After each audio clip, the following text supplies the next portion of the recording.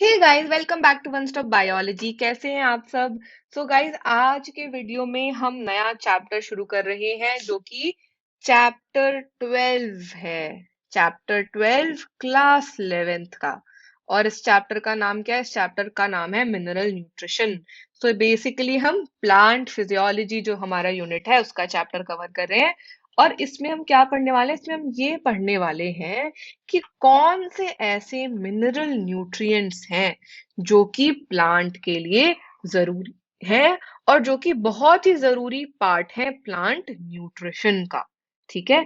तो गाइस, हम सबसे पहले क्या पढ़ेंगे? इसमें हम सबसे पहले पढ़ेंगे कि हमें ये पता कैसे चला, किस मेथड से पता चला कि कौन से मिनरल्स हैं जो कि एसेंशियल हैं, जो कि रिक्वायर्ड हैं। और फिर हम देखेंगे कि क्या क्राइटेरियाज हैं एक एलिमेंट के लिए जो है इसेंशियल मिनरल एलिमेंट बनने के। क्यों और कब हम एक एलिमेंट को मानते हैं कि वो इसेंशियल एलिमेंट है प्लांट के लिए। ठीक है। सो गाइस, बेसिकली अगर हम देखें तो सारे ही लिविंग ऑर्गेनिजम्स के लिए, है ना, एक बेसिक नीड है और वो सबके लिए सेम है। ठीक है। और वो क्या है? या तो आपको मैक्रो मॉलिक्यूल्स चाहिए होते हैं। ठीक है। मैक्रो मॉलिक्यूल्स जैसे मैक्रो मॉलिक्यूल्स जैसे कार्बोहाइड्रेट्स, प्रोटीन्स,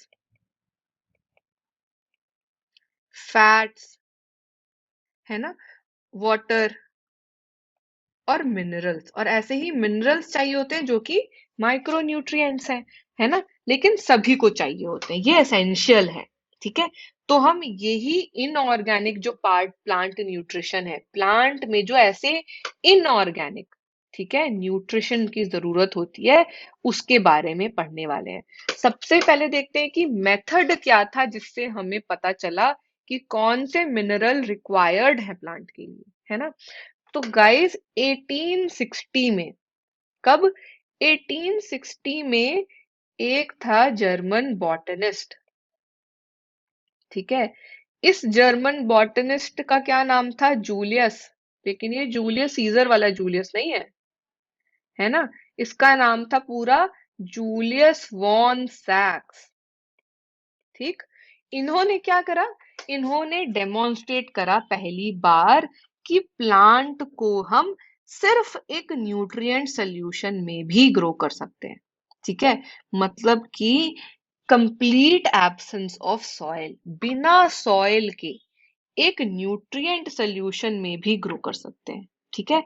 और ये जो टेक्निक है ना गाइस, ये जो टेक्निक है प्लांट को किसमें, न्यूट्रिएंट सोल्यूशन में ग्रो करने की, उस टेक्निक को बोला गया हाइड्रोपोनिक्स। तो हाइड्रोपोनिक्स क्या है? हाइड्रोपोनिक्स एक टेक्निक है। ठीक है। कैसी technique? Technique of growing plants in a nutrient solution.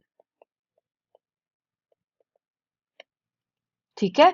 तो उसको बोला गया हाइड्रोपोनिक्स। ठीक। अब हमने क्या करा कि बहुत सारे मेथड्स ट्राई करते रहे डिटरमिन करने के लिए कि कौन से ऐसे मिनरल न्यूट्रिएंट हम उस सोल्यूशन में डालें जिसके वजह से हमारा प्लांट सरवाइव भी कर जाए और वो नॉर्मल प्लांट के जैसे ग्रो भी कर जाए, मेच्योर भी हो जाए, है ना, और सॉइल फ्री हो बिल्कुल। तो हमने क्या करा? बहुत सारे एलिमेंट्स करते रहे जिसमें हमने क्या करा कि रूट जो है प्लांट का, उसको पूरी तरीके से इमर्स कर दिया। ठीक। किसमें इमर्स कर दिया? जो हमारा न्यूट्रिएंट सोल्यूशन है। अब उसमें हमने क्या करा कि अलग अलग कॉम्बिनेशन में अलग अलग तरीके के एलिमेंट्स ऐड करे। तो देखा क्या हुआ, फिर उसमें से हटा दिए कुछ, फिर दूसरा ऐड करा, फिर कुछ और ऐड करा, फिर कुछ और ऐड करा। ऐसे करते करते हमने क्या करा फाइनली कि एसेंशियल एलिमेंट्स आइडेंटिफाई कर लिए। ठीक। और हमें ये पता चल गया कि कौन से ऐसे एलिमेंट्स हैं जिनको अगर हमने नहीं डाला तो डेफिशिएंसी होगी और प्लांट ग्रो नहीं करेगा या सरवाइव नहीं करेगा। और इस टाइम पे गाइस, ये जो हाइड्रोपोनिक्स का मेथड है वो सक्सेसफुली, है ना, वो सक्सेसफुली यूज किया जा रहा है कमर्शियल प्रोडक्शन में वेजिटेबल्स के। ठीक है। तो आपके टमेटोज हो गए, लेटस हो गया, क्यूकम्बर हो गया, ऐसे प्लांट्स हैं जो कमर्शियल लेवल पे प्रोड्यूस हो रहे हैं हाइड्रोपोनिक्स के थ्रू। ठीक, तो इसका ये मतलब है कि न्यूट्रिएंट्स चाहिए ऑप्टिमम ग्रोथ के लिए। ठीक है, अब हमने देखा कि कौन से ऐसे न्यूट्रिशन है ना, कौन से ऐसे न्यूट्रिएंट है चाहिए। तो ये जो सेटअप आप पहले तो देख रहे हैं, ठीक है, यही सेटअप है जिसमें कि आप न्यूट्रिएंट सोल्यूशन में प्लांट ग्रो करते हैं। तो आपने क्या करा, प्लांट लगाया, उसकी रूट पूरी डाल दी एक टैंक में, ठीक है, और उसको अच्छे से फिक्स कर दिया कॉटन के साथ। ठीक, अब इसके साथ आपको एयर पास करनी पड़ेगी, तो एयर पास करने के लिए एक एरेटिंग ट्यूब चाहिए। ठीक है, और आपको क्या पास करना पड़ेगा, आपको न्यूट्रिएंट जो सोल्यूशन है वो डालते रहना है। तो एक फनल भी फिक्स कर दी साथ में। वो फनल क्या करती है, वाटर वाटर और न्यूट्रिएंट्स ऐड करते रहते हैं हम उसके थ्रू। ठीक है, तो अब आपका ये जो सोल्यूशन है ना, ये जो पूरा सोल्यूशन है, ये क्या है, न्यूट्रिएंट सोल्यूशन है। ठीक, और इसमें हमने प्लांट पूरा ग्रो कर लिया, उससे सब्जी भी उगा ली और उसको बेच भी दिया। ठीक है, अब हमें पता तो चली गया कि एसेंशियल एलिमेंट्स कौन से हैं। तो हम देखते हैं कि हमें क्या पता चला एग्जैक्टली कौन से एसेंशियल मिनरल एलिमेंट्स है ना। तो हमने क्या बोला कि ज्यादातर मिनरल्स नॉर्मल कंडीशन में कहाँ से मिलता है, प्लांट को सॉइल से मिलता है ना। तो हमें टोटल 60 एलिमेंट्स पता चले। टोटल 105 में से हमने 60 तो डिस्कवर कर लिए हैं। ठीक है, जो कि डिफरेंट डिफरेंट प्लांट्स में डिफरेंट डिफरेंट रिक्वायर होती है एलिमेंट्स की, न्यूट्रिएंट्स की, उसके अकॉर्डिंग। ठीक, तो जैसे एग्जाम्पल होता है कि कुछ प्लांट्स सिलेनियम एक्यूमुलेट करते हैं, कुछ प्लांट्स गोल्ड भी एक्यूमुलेट करते हैं। अब मान लो कोई प्लांट है जो कि आपका कोई न्यूक्लियर टेस्ट साइट है जहां पर न्यूक्लियर टेस्ट होते हैं, ठीक है, तो वो क्या करते हैं कि रेडियो एक्टिव एलिमेंट्स जो होते हैं जैसे स्ट्रॉन्शियम, वो एक्यूमुलेट कर लेते हैं, है ना। तो बेसिकली ऐसे टेक्निक्स हैं जो अगर मिनरल बहुत ही लो कॉन्सेंट्रेशन में भी है तो भी डिटेक्ट कर सकता है। ठीक, अब वो हमने डिटेक्ट करके क्राइटेरिया बनाया। ठीक है, कि है तो वैसे 60 एलिमेंट्स, बट क्या सारे एसेंशियल हैं, क्या सारे इतने जरूरी हैं कि उसके बिना प्लांट सरवाइव ना कर पाए। ठीक है, तो हमने क्या करा, क्राइटेरिया बनाया किस चीज का, एसेंशियलिटी का। हमने क्या बोला कि हम ऐसे चीजें क्राइटेरिया में डालेंगे, ठीक है, जिसमें एसेंशियल मिनरल एलिमेंट्स आएंगे, तो वो ऐसे एलिमेंट्स होंगे जो बहुत ही ज्यादा जरूरी हो, है ना। तो देखते हैं वो क्राइटेरिया क्या है। पहला क्राइटेरिया क्या डाला गया, पहला क्राइटेरिया में बोला गया कि ऐसे एलिमेंट्स जो एब्सोल्युटली नेसेसरी हो किस चीज के लिए, नॉर्मल जो ग्रोथ और रिप्रोडक्शन है उसके लिए। मतलब कि अगर ये एलिमेंट नहीं प्रेजेंट है तो प्लांट सरवाइव ही नहीं कर पाएगा, प्लांट अपनी लाइफ साइकिल कंप्लीट ही नहीं कर पाएगा, और ना वो रिप्रोड्यूस कर पाएगा, ना वो सीड जो है आगे दे पाएगा। ठीक, तो बहुत ही जरूरी। दूसरा क्राइटेरिया का पॉइंट क्या था कि ऐसे रिक्वायर एलिमेंट का रिक्वायरमेंट स्पेसिफिक होगा। ठीक है, और ये एलिमेंट किसी भी दूसरे एलिमेंट से रिप्लेस नहीं हो सकता है। मतलब अगर इस एलिमेंट की डेफिशिएंसी हो गई प्लांट में, तो दूसरा एलिमेंट सप्लाई करके हम इसकी डेफिशिएंसी को हटा नहीं सकते हैं। ठीक, तो मतलब एलिमेंट बहुत ही जरूरी है। और तीसरा क्या है कि वो एलिमेंट डायरेक्टली इन्वॉल्व होगा मेटाबॉलिज्म में। तो जो एसेंशियल एलिमेंट है वो डायरेक्टली इन्वॉल्व होगा ही होगा मेटाबॉलिज्म में। ठीक, तो ये तो 3 हो गए क्राइटेरिया जो याद रखने पड़ेंगे। अब हमने क्या बोला कि इन एलिमेंट्स को हम फर्दर डिवाइड करेंगे। ठीक है, 2 कैटेगरीज में डिपेंडिंग अपॉन कि किस क्वांटिटी में ये रिक्वायर्ड है। ठीक, और वो 2 कैटेगरीज क्या होंगी, मैक्रो न्यूट्रिएंट्स और माइक्रो न्यूट्रिएंट्स। मैक्रो न्यूट्रिएंट्स क्या है, ऐसे न्यूट्रिएंट जो ज्यादा अमाउंट में प्लांट के टिश्यू में प्रेजेंट है, प्लांट के अंदर ज्यादा अमाउंट में प्रेजेंट है। ज्यादा का मेजर क्या है, 10 मिलीमोल पर केजी ड्राई वेट से 10 मिलीमोल पर केजी से ऊपर है। ठीक, कौन से एलिमेंट हैं जो इनको हमने मैक्रोन्यूट्रिएंट बोला, वो एलिमेंट है carbon, hydrogen, oxygen, nitrogen, phosphorus, sulphur, potassium, calcium, magnesium.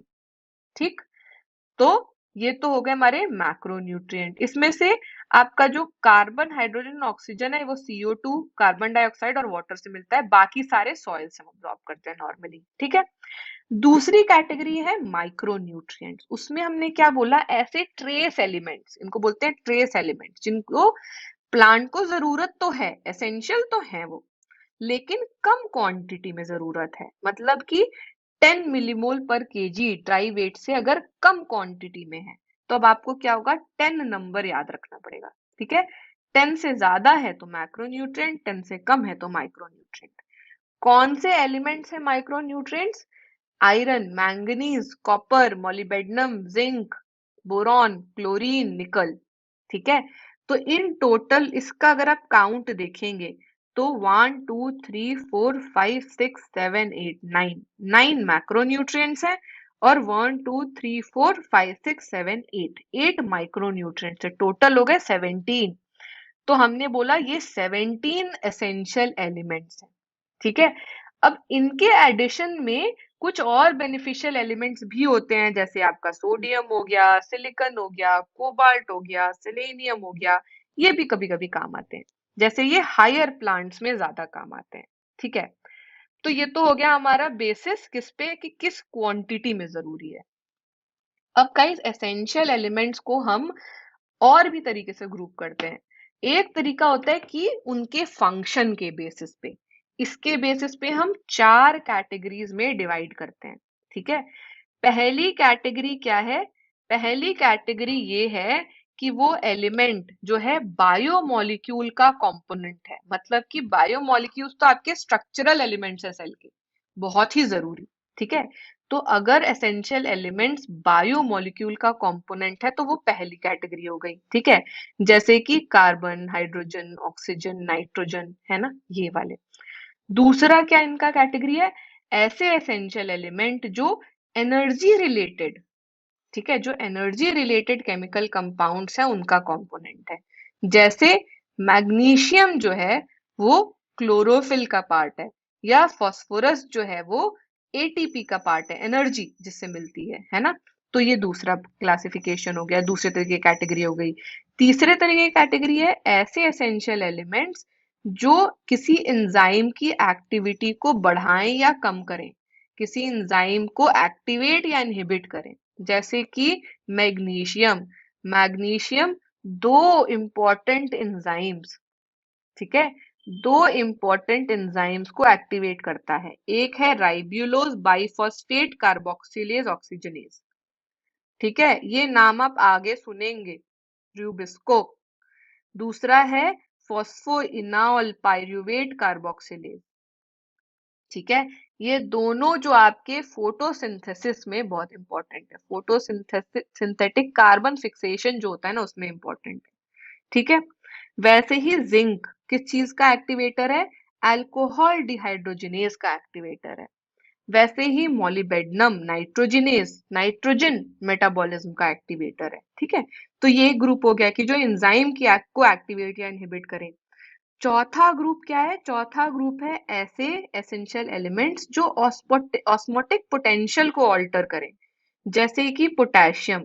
Potassium आपका स्टोमेटा का जो ओपनिंग और क्लोजिंग होता है ना उसमें बहुत इंपॉर्टेंट रोल प्ले करता है। ठीक है, तो चैनल्स होते हैं, ठीक है, पोटेशियम से रिलेटेड, वो भी हम आगे पढ़ेंगे। ठीक, तो एक एसेंशियल एलिमेंट पोटेशियम भी हो गया जो कि ऑस्मोटिक पोटेंशियल सेल का ऑल्टर कर रहा है।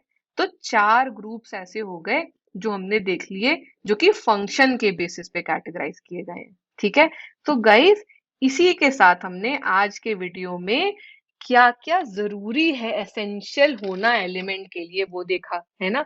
किस तरीके से हमें पता लगा कि एसेंशियल एलिमेंट हैं कौन से, वो देखा। नेक्स्ट वीडियो में हम क्या करेंगे? रोल पढ़ेंगे मैक्रो और माइक्रो न्यूट्रिएंट्स का। अब वो बहुत कुछ याद करना पड़ेगा, तो अभी मैं आपको क्या बोलूंगी, आप वापस बैठिए, एनसीईआरटी खोलिए और एक बार ये सब वापस से पढ़ के इसको याद कर लीजिए। ठीक है, इसमें छोटे छोटे पॉइंट्स हैं वो याद कर लीजिए। ठीक, और हम नेक्स्ट वीडियो में आगे का चैप्टर कवर करेंगे। ठीक, तो आई होप गाइज आपको ये अभी बेसिक तो आपको याद हो गया होगा, है ना। अगर अच्छे से समझ में आ गया है तो वीडियो को अभी लाइक कर दीजिए और अपने सारे फ्रेंड से शेयर कर दीजिए। और गाइज इन केस अगर आपको कोई डाउट है तो मुझे आप या तो कमेंट में बता दीजिए इस वीडियो के, या तो व्हाट्सएप पे मैसेज कर दीजिए डाउट। व्हाट्सएप नंबर डिस्क्रिप्शन में दिया हुआ है मैंने। और तीसरी चीज, अगर आप नए हैं चैनल पे और अगर आपने सब्सक्राइब नहीं किया है तो अभी सब्सक्राइब कर लीजिए चैनल, और बेल आइकन दिखेगा उसको प्रेस कर दीजिए सो दैट आपको सारे अपडेट्स जो भी मैं पोस्ट कर रही हूँ अपने इस चैनल पे वो मिलते रहें, ठीक है। Thanks for watching this video guys, मिलते हैं नेक्स्ट वीडियो में। Take care, bye bye.